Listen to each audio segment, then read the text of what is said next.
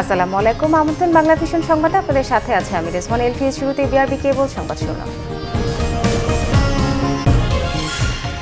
করোনার জন্য 16,276 কোটি টাকা জরুরি 10 প্রকল্প অনুমোদন। কর্মক্ষেত্রে সবাইকে স্বাস্থ্যবিধি মেনে চলার নির্দেশ প্রধানমন্ত্রীর। দেশে করোনায় আরও 37 মৃত্যু, উপসর্গ নিয়ে মারা গেছে আরও 13 জন। বিশ্বে প্রাণহানি ছাড়িয়েছে 3,82,000। কল্যাণ তহবিলের 2 কোটি টাকা আত্মসাতের ঘটনায় সিলেটে শ্রমিক সংঘর্ষ, পুলিশ সহ 20 জন আহত।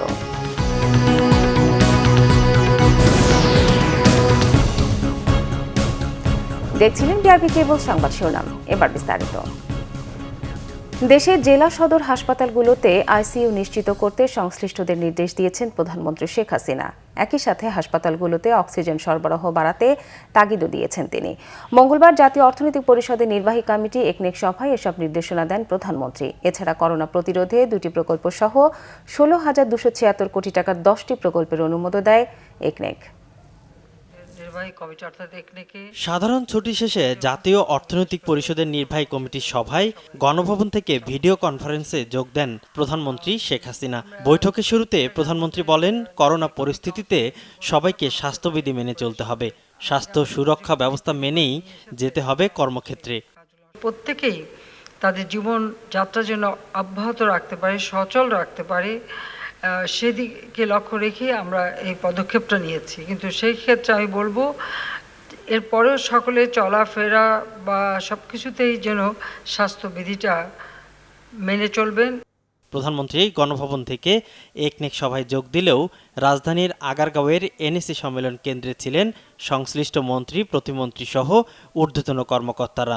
সরকার প্রধান বলেন, মুজিব বর্ষের মধ্যেই দারিদ্র্য সীমা আরও কমানোর লক্ষ্য ছিল, কিন্তু করোনার কারণে অর্থনীতির গতি কিছুটা থমকে গেছে বলে মন্তব্য করেন প্রধানমন্ত্রী। এই মুজিব বর্ষে আমরা আমাদের দারিদ্র্যের হার আরও কমিয়ে এনে বাংলাদেশকে আমরা যে একটা উন্নয়নশীল দেশ হিসেবে একটা উচ্চতর পর্যায়ে আমরা নিয়ে যাব। কিন্তু কোভিড-19-এর কারণে সে গতিশীলতাটা কিছুটা স্থবির হয়ে গেছে। তবে আমরা মনে করি যেরকম দিন থাকবে না, আমরা হয়তো যে কোনো প্রতিবন্ধকতা সেটা মোকাবেলা করে এগিয়ে যেতে পারবো। বৈঠকের পর ব্রিফিংয়ে পরিকল্পনা মন্ত্রী এম এ মান্নান জানান, করোনা প্রতিরোধে 2টি সহ 10টি প্রকল্পের অনুমোদন দিয়েছে একনেক। হাই ফ্লো অক্সিজেন সাপ্লাইটা যেন বৃদ্ধি করা হয় এবং প্রতিটি জেলা হাসপাতালের জন্য আইসিইউ ইউনিট থাকে। স্বয়ংসম্পূর্ণ আইসিইউ ইউনিট যে মাস্ট, অতি জরুরি ভিত্তিতে এগুলাকে আপডেট করতে হবে, বানাতে হবে, স্টাফিং করতে হবে, ইকুইপিং করতে হবে, ইত্যাদি ইত্যাদি। এই সকল কাজটা তার মতে অত্যন্ত গুরুত্বপূর্ণ। প্রকল্পগুলো দ্রুত বাস্তবায়নে তাগিদও দেয়া হয় বৈঠকে। সৈয়দ আব্দুল মুহিত, বাংলা ভিশন, ঢাকা। দেশে করোনায় আক্রান্তের সংখ্যা ছাড়ালো 1,50,000। গত 24 ঘন্টায় সর্বোচ্চ শনাক্ত হয়েছে 12,704 জনের নমুনা পরীক্ষা করে করোনা শনাক্ত হয়েছে 2,911 জনের। এ সময় আরও 37 জনের মৃত্যু হয়েছে।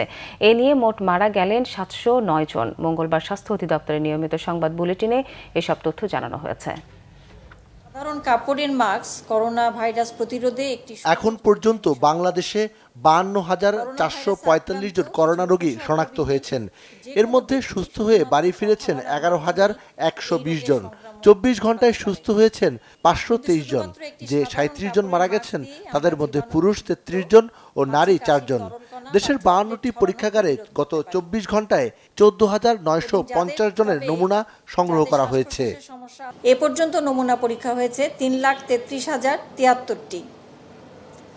যা নমুনা পরীক্ষা হয়েছে তাতে শনাক্ত হয়েছে 2,911 জন এবং এ পর্যন্ত শনাক্ত 52,445 জন। শনাক্তের হার 22.91%। স্বাস্থ্য অধিদপ্তরের মঙ্গলবারের বুলেটিনে আরও জানানো হয়, 24 ঘন্টায় আইসোলেশনে নেওয়া হয়েছে 288 জনকে। বর্তমানে সারা দেশে আইসোলেশনে রয়েছেন 6,240 জন রোগী। গত 24 ঘন্টায় মৃত্যুবরণ করেছেন 37 জন। এ পর্যন্ত মৃত্যু 709 জন। শনাক্ত বিবেচনায় মৃত্যুর হার 1.35%। সংক্রমণ এড়াতে সাধারণ মানুষকে কাপড়ের মাস্ক ব্যবহারের কথা বলা হয় স্বাস্থ্য বুলেটিনে। সেই সাথে সামাজিক দূরত্ব বজায় এবং হাত ধোয়ার অভ্যাস চালু রাখার কথাও বলা হয়। হাত ধোয়া অভ্যাস বা সিকান্দার রেমান, বাংলা ভিশন, ঢাকা। করোনা উপসর্গ নিয়ে চট্টগ্রামে ৩ জন, নোয়াখালী, খুলনায় 2 জন, মুন্সিগঞ্জ ও ঝালকাঠিতে 2 জন করে মৃত্যু হয়েছে। এছাড়া ঠাকুরগাঁও, রাজশাহী, পটুয়াখালী ও বরিশালে মোট 4 জনের মৃত্যু হয়েছে। করোনা উপসর্গ নিয়ে খুলনা মেডিকেল কলেজ হাসপাতালের আইসোলেশনে মারা গেছেন 2 জন। শ্বাসকষ্ট নিয়ে মঙ্গলবার ভোরে যশোর ঝিগরগাছায় ফারুক হোসেন এবং মনিরামপুরের গৃহবধূ তাহমিনার মৃত্যু হয়। সিলেটে একদিনে করোনায় মারা গেছেন 4 জন। এদের 3 জনের সিলেটের ও 1 জনের সুনামগঞ্জের। এছাড়া সিলেটে পুলিশ, চিকিৎসক সহ আরও 49 জনের করোনা শনাক্ত হয়েছে। এদিকে সোমবার রাতে জ্বর, সর্দি ও কাশি সহ করোনা উপসর্গ নিয়ে মুন্সিগঞ্জে 2 জনের মৃত্যু হয়েছে। সিরাজগঞ্জে মারা গেছেন এক বৃদ্ধ। নোয়াখালীতে জ্বর ও সর্দি নিয়ে মারা গেছেন আরও 2 জন। এদিকে ময়মনসিংহে একদিনে সর্বোচ্চ 63 জনের করোনা পজিটিভ পাওয়া গেছে। সাতক্ষীরায় নতুন 1 জন সহ মোট আক্রান্ত 46 জন। রাঙামাটিতে নতুন 7 জন সহ মোট আক্রান্ত 68। গোপালগঞ্জে নতুন 6 জন সহ মোট শনাক্ত 206 জন। নীলফামারীতে আরও 17 জন সহ মোট আক্রান্ত 147 জন। টাঙ্গাইলে নতুন শনাক্ত 2 জন। করোনায় বিশ্বজুড়ে মৃতের সংখ্যা বেড়ে 3,82,000 ছাড়িয়ে গেছে। আক্রান্ত 65 লাখের কাছাকাছি। সুস্থ হয়ে বাড়ি ফিরেছেন 30,10,000-এর বেশি। করোনায় গেল কয়েক ঘন্টায় আরও 32 জন মারা গেছে ব্রাজিলে। মঙ্গলবার মারা যান 1232 জন। এতে প্রাত্যহিক মৃত্যুর সংখ্যায় বরাবরের মতো শীর্ষে থাকা যুক্তরাষ্ট্রকে পেছনে ফেলে ব্রাজিল। মোট মৃত্যুর সংখ্যা পৌঁছায় 31,278 জনে। আক্রান্ত 5,56,000-এর ওপরে। যুক্তরাষ্ট্রে নতুন করে 1134 জন মারা যাওয়ায় সেখানে মৃতের সংখ্যা বেড়ে 1,08,059 জনে দাঁড়িয়েছে। এ যাবৎ করোনা আক্রান্ত হয়েছেন 18,81,000-এর বেশি। যুক্তরাজ্যে 24 ঘন্টায় মারা গেছে আরও 324 জন। এতে সেখানে মৃতের সংখ্যা বেড়ে 39,339 জনে পৌঁছায়। ভাইরাসটির বিস্তারে দ্বিতীয় দফার ধাক্কা সামাল দিতে বিমান যাত্রীদের 14 দিন কোয়ারেন্টিনে থাকার কৌশল প্রবর্তনের সিদ্ধান্ত নিয়েছে দেশটি। 8 জুন থেকে এটি চালু করার তথ্য নিশ্চিত করেছেন যুক্তরাজ্যের স্বরাষ্ট্রমন্ত্রী প্রীতি পাটেল। এছাড়া নতুন করে রাশিয়ায় 182, ফ্রান্সে 107 ও ইতালিতে কমপক্ষে 55 জন মারা গেছেন। আর টানা দ্বিতীয় দিনের মতো করোনায় কোনো প্রাণহানি হয়নি স্পেনে। তবে 24 ঘন্টায় নতুন শনাক্তের সংখ্যা 300-র কাছাকাছি। টাকা আত্মসাতের ঘটনাকে কেন্দ্র করে সিলেটের দক্ষিণ সুরমায় দুদল বাস শ্রমিকের সংঘর্ষে পুলিশ সহ অন্তত 20 জন আহত হয়েছেন। এদিকে করোনা পরিস্থিতিতে 2 মাসেরও বেশি সময় বন্ধ থাকার পর গণপরিবহন চলছে দেশের বিভিন্ন জায়গায়। তবে বাড়তি ভাড়ায় ক্ষুব্ধ যাত্রীরা। সিলেটের দক্ষিণ সুরমার কদমতলী বাস টার্মিনালে মঙ্গলবার বেলা 4টার দিকে জেলা সড়ক পরিবহন শ্রমিক ইউনিয়নের সভাপতি সেলিম আহমদ ফলিকের অনুসারীদের সাথে পরিবহন শ্রমিকদের সংঘর্ষ বাধে। শ্রমিকদের দাবি তাদের কল্যাণ তহবিলের প্রায় 2.5 কোটি টাকা ছিল, কিন্তু ফলিক মাত্র 41 লাখ টাকার হিসাব দিয়েছেন। বাকি 2 কোটি টাকার হিসাব চাইলে তিনি শ্রমিকদের সাথে খারাপ ব্যবহার করেন। লকডাউনে বেকার হয়ে পড়া পরিবহন শ্রমিকরা জেলা সড়ক পরিবহন শ্রমিক ইউনিয়নের সভাপতি ফলিকের কাছে কল্যাণ ফান্ডের টাকা থেকে শ্রমিকদের ঈদ উপহার দেওয়ার দাবি জানান। এ সময় শ্রমিক নেতা ফলিক টাকার হিসাব দিতে না পারায় তারা বিক্ষোভ শুরু করেন। মিছিলটি শ্রমিক নেতা ফলিকের মালিকানাধীন এনা কাউন্টারে গেলে তার অনুসারীদের সাথে শ্রমিকদের দফায় দফায় সংঘর্ষ হয়।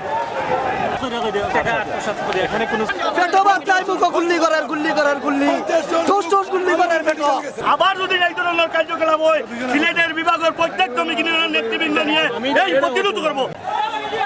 পরে খবর পেয়ে পুলিশ ঘটনাস্থলে গিয়ে ফাঁকা গুলি ছুড়ে পরিস্থিতি নিয়ন্ত্রণে আনে। এ সময় শ্রমিক, পুলিশ সহ অন্তত 20 জন আহত হন। 2 পার্টির মধ্যে দাওয়াত হয়েছে, এই খবর পাইয়ে আমরা সবাই আসছি। আসার পর এখন আর নাই, আমাদের কন্ট্রোলের নিয়ন্ত্রণে আছে। এদিকে 2 মাসেরও বেশি সময় বন্ধ থাকার পর দ্বিতীয় দিনের মতো গণপরিবহন চলছে সারা দেশে। যাত্রী কম নিয়েই চলাচল করছে ঢাকা টাঙ্গাইলের বাস। তবে মহাসড়কে গণপরিবহনের সংখ্যা অনেক কম। স্বাস্থ্যবিধি রক্ষায় পুলিশি নজরদারি থাকায় জরিমানার ভয়ে বাস নামাননি অনেক বাস মালিক। তবে ছোট ছোট যানবাহন দাপিয়ে বেড়াচ্ছে মহাসড়ক। গাজীপুরের বিভিন্ন মহাসড়কেও চলছে সব ধরনের গণপরিবহন। তবে স্বাস্থ্যবিধি মানছেন না অনেক যাত্রী। একসাথে জটলা করে গাড়িতে উঠছেন তারা। এছাড়া অনেকেই ব্যবহার করছেন না মাস্ক সহ স্বাস্থ্য সুরক্ষা সরঞ্জাম। যে নির্দেশনাগুলো দিয়েছে আমরা চেষ্টা করছি যাতে সবাই সেই নির্দেশনাগুলো মেনে চলে। আমরা পরিবহন শ্রমিক যারা আছে তারা যাতে সকলে পিপি এবং তাদের যাতে মাস্ক পরা থাকে, এছাড়া মাস্কবিহীন যে যাত্রী আছে তারা যাতে গণপরিবহনে না চলতে পারে সেই ব্যবস্থাও আমরা রেখেছি। অন্যদিকে বরিশালে স্বাস্থ্যবিধি মেনে লঞ্চ চলাচল শুরু হলেও কেউ মানছেন না শারীরিক দূরত্ব। বিশেষ করে দ্বিতীয় এবং তৃতীয় শ্রেণীর যাত্রীরা এসব নিয়মকানুন মানছেন না। যাত্রীদের অভিযোগ, লঞ্চের সংখ্যা কম হওয়ায় দূরত্ব মানা সম্ভব হচ্ছে না। যাত্রী যেহেতু বেশি, লঞ্চ বেশি থাকলে হয়তো একটু শৃঙ্খলা থাকতো, এখন যে অবস্থাতে শৃঙ্খলা নাই। কি করুন, দূরত্ব জায়গা তো নাই, এই জন্য দূরত্ব বসতে পারি নাই। 3 ফুট পাক বসার তো নিয়ম। এদিকে বিআইডব্লিউটি এর পোর্ট অফিসার জানিয়েছেন, ড্যাকের যাত্রীদের টিকিট সংগ্রহের জন্য সদরঘাটের পার্কিং ওয়েতে টিকিট কাউন্টারের ব্যবস্থা করা হয়েছে। এছাড়া যাত্রী তেমন না থাকায় অনেক মালিকই এই পরিস্থিতিতে লঞ্চ চালাতে চাচ্ছেন না। Nazneen Akhtar, Bangla vision news desk. সামাজিক দূরত্ব না মানা, যত্রতত্র যাত্রী ওঠানামা ও দরজা খুলে রাখার দায়ে শাস্তির মুখোমুখি হচ্ছে পরিবহন। করোনা পরিস্থিতিতে স্বাস্থ্য ঝুঁকি এড়াতে কঠোর অবস্থানে ট্রাফিক বিভাগ। তাদের দেয়া 9 শর্ত যেন কেউ অমান্য করতে না পারে সেজন্য তৎপর রয়েছে আইন শৃঙ্খলা বাহিনী। তবে নগরী গণপরিবহনে যাত্রীদের ভিড় কম। সাধারণ যাত্রীদের মধ্যে সামাজিক দূরত্ব মেনে চলার প্রবণতা দেখা গেছে। 2 মাসেরও বেশি সময় বন্ধ থাকার পর অর্ধেক আসন খালি রাখার শর্তে সোমবার থেকে সীমিত আকারে চালু হয় নগর পরিবহন। আসন খালি রেখে বাড়তি ভাড়া আদায়ের সুযোগও পেয়েছে তারা। রাজধানীতে চলাচল করা বাসগুলোতে মাস্ক ও হ্যান্ড গ্লাভস পরেছেন ড্রাইভার ও হেলপাররা। অনেক বাসে রয়েছে জীবাণুনাশক স্প্রের ব্যবস্থা। করোনায় জীবনের সাথে মানুষের জীবিকাও বিপন্ন, কর্মসংস্থান তছনছ। করোনা প্রভাবে বিশ্বে 160 কোটি মানুষ কাজ হারাতে পারে বলে এরই মধ্যে শঙ্কার কথা জানিয়েছে আন্তর্জাতিক শ্রম সংস্থা ILO। এ শঙ্কা বাংলাদেশেও। এই চ্যালেঞ্জ মোকাবেলায় অনলাইন ভিত্তিক নতুন কর্মসংস্থানের সুযোগ কাজে লাগানোর তাগিদ দিলেন অর্থনীতিবিদরা। নতুন উদ্যোক্তাদের আকৃষ্ট করতে বাজেটে ঋণ সুবিধা, বাড়তি বরাদ্দেরও পরামর্শ তাদের। করোনায় নাস্তানাবুদ যুক্তরাষ্ট্র, যুক্তরাজ্য, ইউরোপের মতো অর্থনীতিতে শক্তিধর দেশসহ পুরো বিশ্ব। সবচেয়ে খারাপ অবস্থায় অসংগঠিত ক্ষেত্রের শ্রমিক কর্মীদের বিরাট অংশ। আন্তর্জাতিক শ্রম সংস্থার 3য় পর্যবেক্ষণ রিপোর্ট কোভিড-19 অ্যান্ড দ্য ওয়ার্ল্ড অফ ওয়ার্কে উঠে এসেছে উদ্বেগের তথ্য। এতে বলা হয়েছে, করোনার বিষাক্ত ছোবলে কাজ হারাতে বসেছে বিশ্বের অর্ধেক কর্মী। কাজ হারাচ্ছেন প্রতি 6 জনে 1 জন তরুণ। কমে যেতে পারে শ্রমিকদের বেতন। পরিস্থিতিটা বাংলাদেশের জন্য উদ্বেগের। করোনার চোখ রাঙানি গেল 2 মাসে বেকার করেছে অনেককে। বদলাতে হয়েছে পেশা, ছোট হয়ে গেছে শ্রমবাজার। তারপরও প্রতি বছর নিয়মিত শ্রমবাজারে যুক্ত হওয়ার সংখ্যা তো আছেই। তাই কর্মসংস্থানের এই চ্যালেঞ্জ জেতা কঠিন হবে বলে মনে করেন অর্থনীতিবিদরা। দেশে বিদেশে সব জায়গায় অর্থনৈতিক যদি স্বাভাবিক গতিতে না ফেরে, তাহলে এই কর্মসংস্থানের যে নতুন চ্যালেঞ্জ সেটা অব্যাহত থাকবে। তবে কিছু নতুন অপরচুনিটিও তৈরি হয়েছে। করোনার কারণে অনলাইন বিভিন্ন সার্ভিসের চাহিদা বেড়েছে, ডেলিভারি সিস্টেমের চাহিদা বেড়েছে, সাপ্লাই চেনে নানান রকম পরিবর্তন এসেছে। সেই সুযোগগুলোকে যাতে কাজে লাগাতে পারে সেই ধরনের ব্যবস্থা আমাদের থাকতে হবে। পাশাপাশি সেলফ এমপ্লয়মেন্টে যাতে মানুষ যেতে পারে সেই জন্য নতুন উদ্যোক্তাদের জন্য খুব সহজে যাতে তারা পুঁজি পান সেই সুবিধা থাকতে হবে। বাস্তবতা মেনে নিয়ে স্বাস্থ্য, কৃষি এবং আইটি খাতে কর্মসংস্থানের সুযোগ কাজে লাগানোর পরামর্শ তাদের। বড় সংখ্যক সেবা খাতের জনগোষ্ঠীকে হয়তো পেশা পরিবর্তনের প্রয়োজন হতে পারে। এক্ষেত্রে আমরা যে সুযোগের জায়গাগুলো দেখছি তার ভিতরে রয়েছে হলো কৃষি খাতে, যারা কিনা অন্তত নিম্ন পজিশনগুলোতে রয়েছেন তারা কৃষি খাতে তাদের কাজের সুযোগ থাকবে। পেশাজীবী হিসেবে যারা রয়েছেন তারা পেশা পরিবর্তন হিসেবে আইটি খাতে তাদের চিন্তা ভাবনা করতে পারেন। স্বাস্থ্য খাতে নার্সিংয়ের বাইরেও অন্যান্য ধরনের পরিষেবা দেবার জন্য লোকের প্রয়োজন হবে। ফলে সেই জায়গাগুলোতে পেশাজীবী জনগোষ্ঠী তাদের কাজের সুযোগ দেখতে পারেন। মানুষ যাতে পেশা পরিবর্তনের জন্য যদি ঋণ সহায়তা অথবা প্রশিক্ষণজনিত সুবিধা দরকার হয়, সে ধরনের প্রশিক্ষণের আয়োজন করা আসলে এই মুহূর্তে খুবই গুরুত্বপূর্ণ বলে মনে হচ্ছে। কর্মসংস্থানের সুযোগ তৈরিতে বাজেটে বিশেষ বরাদ্দেরও পরামর্শ অর্থনীতি বিশ্লেষকদের। Taimur Rashid, Bangla vision, Dhaka. Corona virus মহামারীর কারণে এবছর হজ যাত্রা বাতিল করেছে বিশ্বের সর্বাধিক মুসলিম অধ্যুষিত দেশ ইন্দোনেশিয়া। আনুষ্ঠানিক সংবাদ সম্মেলনে হজ বাতিলের সিদ্ধান্ত জানান ইন্দোনেশিয়ার ধর্মমন্ত্রী ফখরুল রাজি। তিনি জানান এবছর 2,21,000 মুসল্লিকে হজে পাঠানোর কোটা ছিল ইন্দোনেশিয়ার। এরই মধ্যে 90% মুসল্লি নিবন্ধনও করেছিলেন। করোনা ভাইরাসে বর্তমান পরিস্থিতি বিবেচনায় এই সিদ্ধান্ত নিয়েছে সরকার। কোটা সিস্টেমের কারণে ইচ্ছে করলেই সহজে হজে যাওয়া সম্ভব হয় না ইন্দোনেশিয়ানদের। হজের সিরিয়াল পেতে বছরের পর বছর অপেক্ষা করতে হয়। এদিকে চলতি বছর হজ এবং ওমরার বিষয়ে কোনো সিদ্ধান্ত এখনও নেয়নি সৌদি আরব। পরবর্তী নির্দেশনা না দেওয়া পর্যন্ত হজ ও ওমরা স্থগিত রাখার কথা জানিয়েছে দেশটি। এবার ক্লেমন খেলার সংবাদ।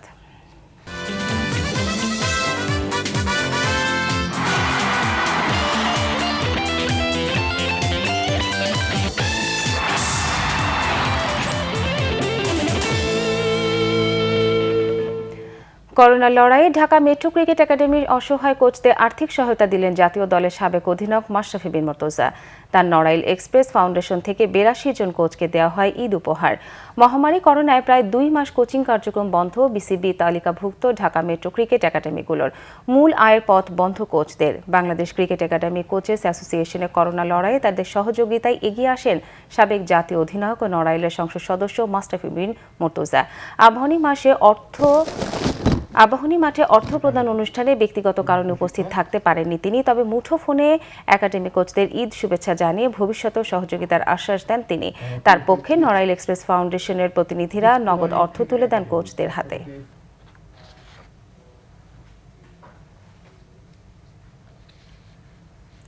সংবাদ শেষ করব শিরোনামগুলো আরেকবার জানিয়ে। করোনার জন্য 16,276 কোটি টাকার জরুরি 10 প্রকল্প অনুমোদন। কর্মক্ষেত্রে সবাইকে স্বাস্থ্যবিধি মেনে চলার নির্দেশ প্রধানমন্ত্রীর। দেশে করোনায় আরও 37 জনের মৃত্যু। উপসর্গ নিয়ে মারা গেছে আরও 13 জন। বিশ্বে প্রাণহানি ছাড়িয়েছে 3,82,000। কল্যাণ তহবিলে 2 কোটি টাকা আত্মসাতের ঘটনায় সিলেটে শ্রমিক সংঘর্ষ। পুলিশ সহ 20 জন আহত।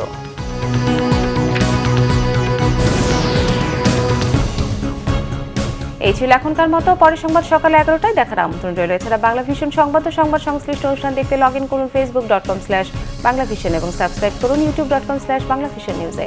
এতক্ষণ সঙ্গে থাকার জন্য ধন্যবাদ সবাইকে।